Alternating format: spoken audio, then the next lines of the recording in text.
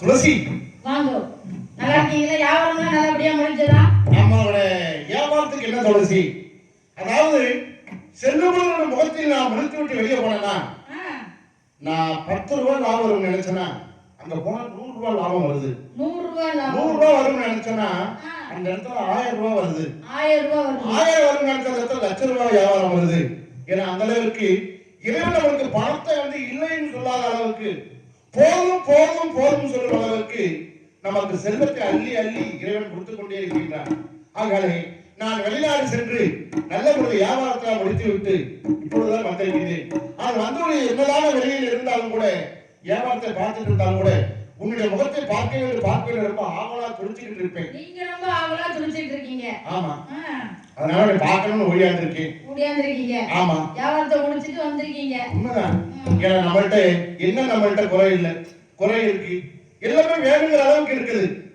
வைரம், வைடூரியம், இப்படி பொன் போல அனைத்து இருந்தாலும் கூட ஆனால் நாம் இருவருக்கும் பேர் சொல்வதற்கு ஒரு பிள்ளை தான் இல்லை. கொள்ளி வைக்க ஒரு பிள்ளை இல்லையே அம்மா, என்ன செய்வது?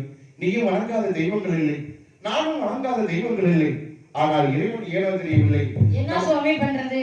நம்ம அனைத்திலும் தெய்வத்தை வணங்கி கொண்டுதான் இருக்கிறோம், வேண்டிக்கிட்டு தான் இருக்கோம். செல்வத்தை கொடுக்கிற ஆண்டவன் ஒரு பிள்ளை செல்வத்தை கொடுக்க மாட்டார். ஆனா இருந்தாலும் உன்னை பார்க்கும் பொழுது எனக்கு உனக்கு நான் தான் குழந்தை, எனக்கு நீ தான் குழந்தை. நாம் இருவரும் ஆளுக்கு குழந்தையாக நம்மளே நினைத்து ஒருவரை கொஞ்சிக் கொள்ள வேண்டும். எப்படி தெரியுமா? நம்முடைய இல்லம் ஆனந்தம் விளையாடும் வீடு,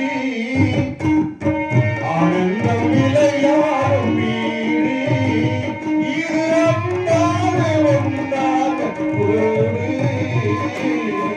ஆனந்தம் விளையாடும் வீடு.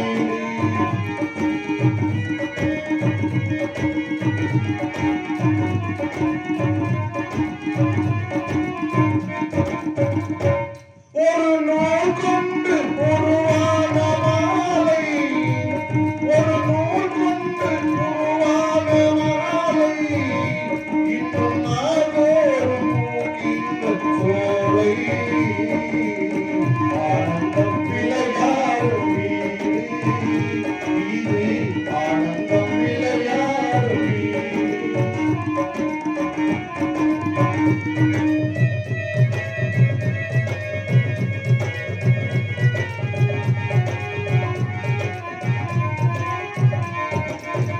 மாங்கல்யம் தவழும் மகர சிவதனம், மாங்கல்யம் தவழும் மகர சிவதனம், சிறு காலமோதும் நீருலகம், மாங்கல்யம் தவழும் மகர சிவதனம், சிறு காலமோதும் நீருலகம், நீதான் கண்ணே எனக்கு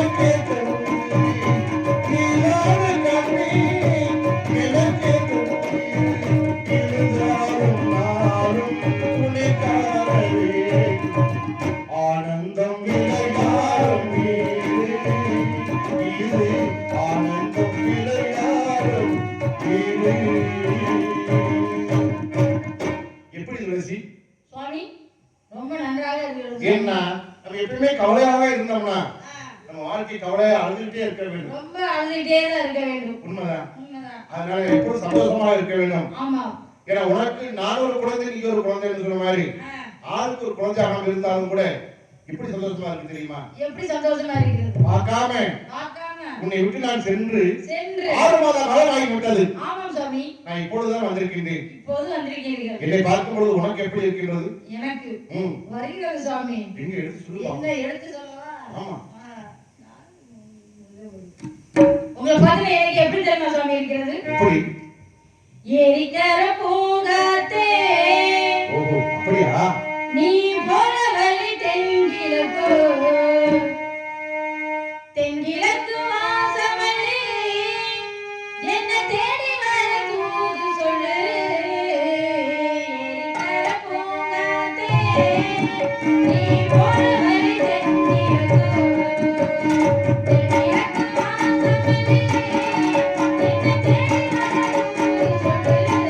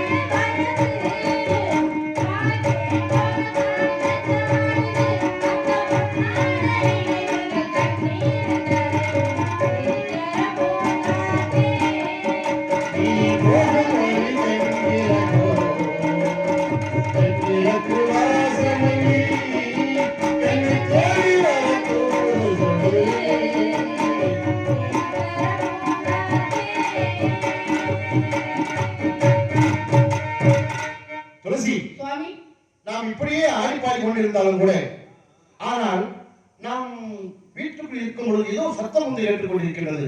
ஆமாம் சுவாமி. ஏதோ பறையடிப்பது போல தெரிகின்றது. ஆமாம் சுவாமி. யார் தெரியவில்லை, என்ன என்று பார்ப்போம். வீர மகேந்திரா பக்கத்தில் ஆளக்கூடிய சாமி பெண்ணைக்கும் மகாநாயகர்களுக்கு மூன்றாவது பெண் குழந்தை பிறந்த காரணத்தினால் யார் எதை கேட்டாலும் வாரி வாரி வழங்கி கொடுக்கிறார். சாமியே துளசி, பார்த்தாயா அந்த இறைவனுக்கு ஓர வஞ்சகத்தை பார்த்தாயா? என்ன சுவாமி ஓரம்? நமக்கு ஒரு குழந்தை வேண்டும் என்று நாம் இறைவனை வேண்டிக் கொண்டிருக்கிறோம். ஆமாம் சுவாமி. ஆனால் இந்த வீர மகேந்திரபுரி ஆளக்கூடிய சாமியப்ப நாயக்கருக்கு ஏற்கனவே